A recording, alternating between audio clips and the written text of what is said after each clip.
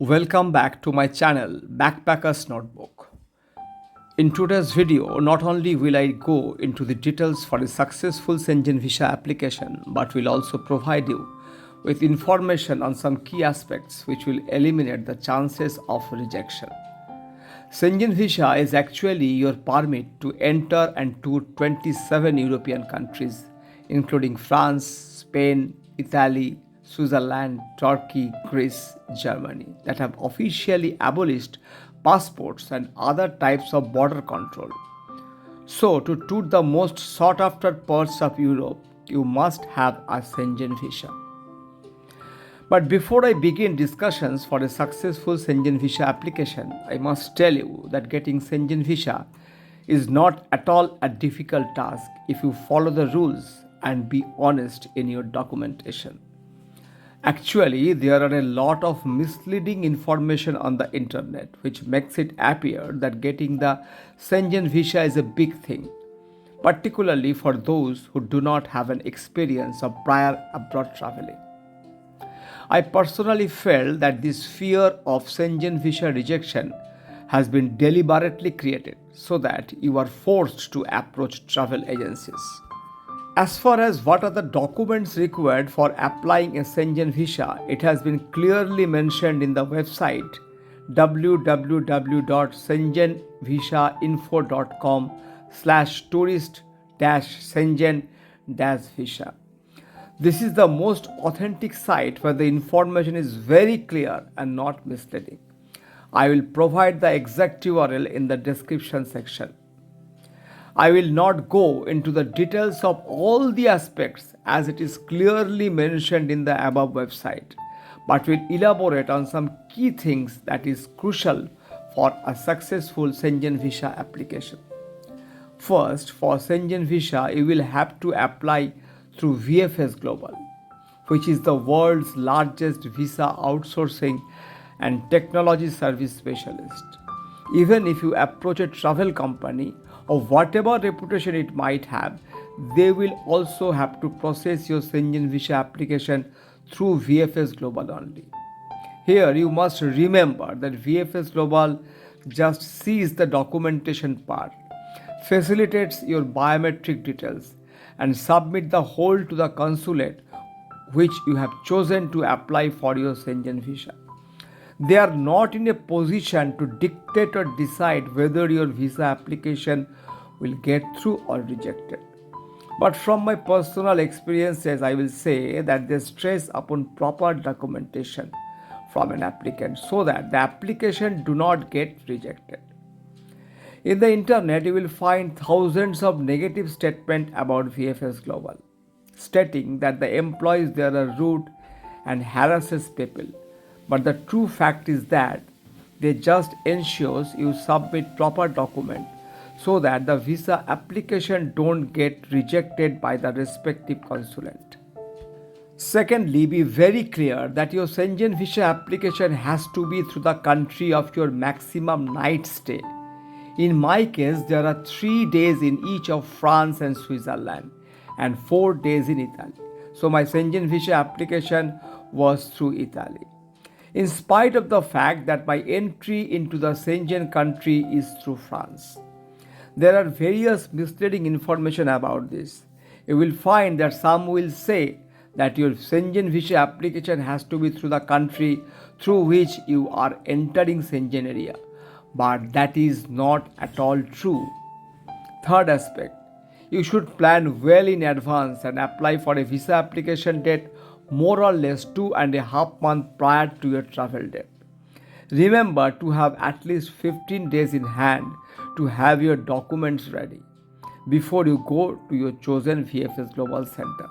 For example, if your travel date is in the first week of November, you must apply in the second week of July to have your visa application date at VFS Global in the first or second week of August.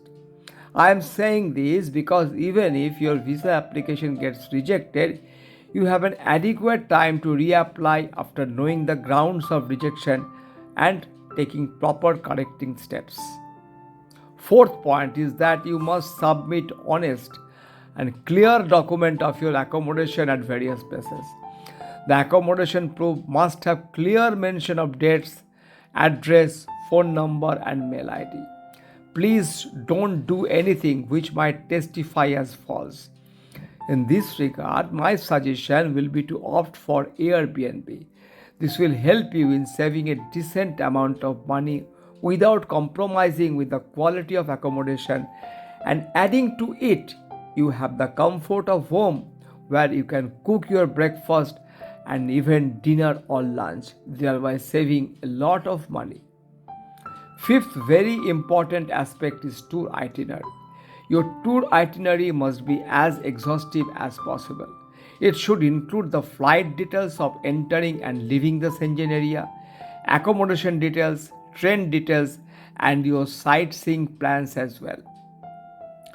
Sixth point, you must submit a round trip flight ticket and under no circumstances submit dummy ticket with your Schengen Visa application.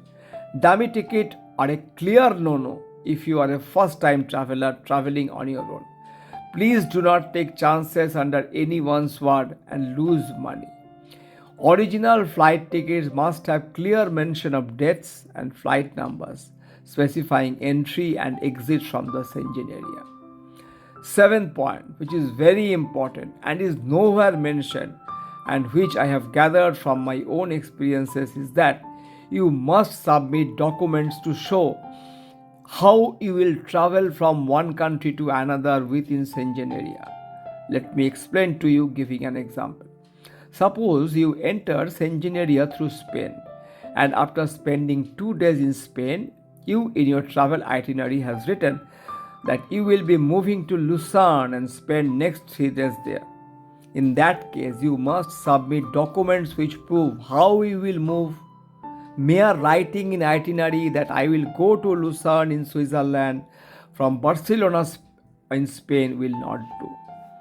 If you are not sure of what document to submit, my suggestion is that you buy a global URL pass for the number of days for which you in your travel itinerary has specified to travel from one country to another. In the description box, I will provide link to buy URL pass. I will later on make a separate video on URL pass as well.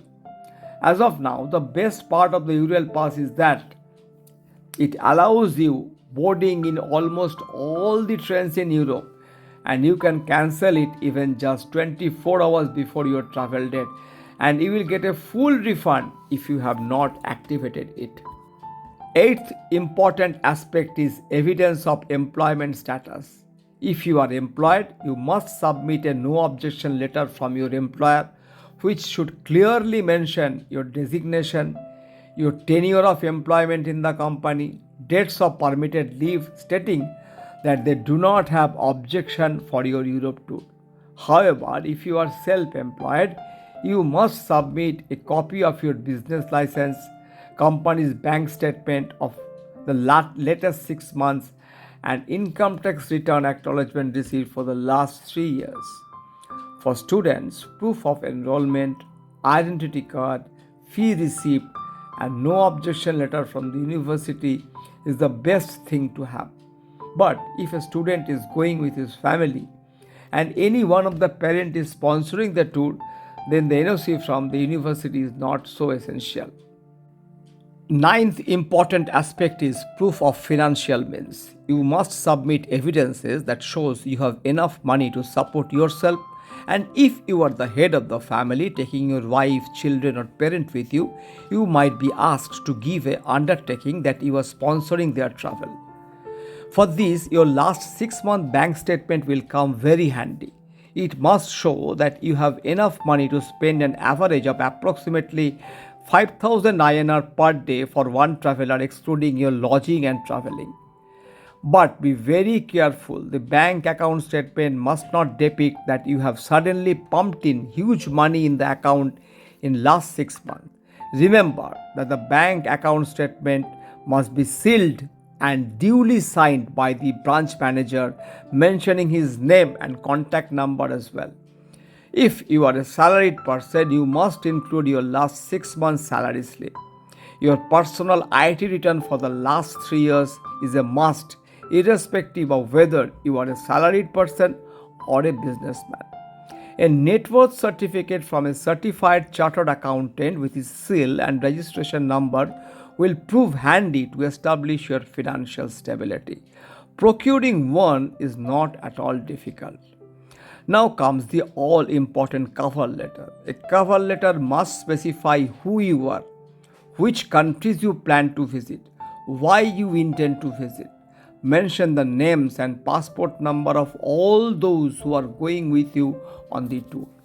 The head of the family must also mention that he will bear the expenses of the others and must specify the date on which they will leave the Schengen area.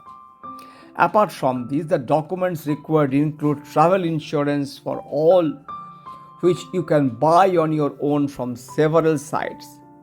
Two recent photos taken within the last 3 months in compliance with the Schengen Visa photo criteria and fully completed stipulated visa application form. Hope this will help you in understanding the key aspects of a successful Schengen Visa application. Thanks for watching. Do press the like button if the content fulfilled your expectations. Do comment for your queries and please subscribe my channel if you want to stay updated with all such important authentic information that are so crucial for traveling on your own without engaging travel companies.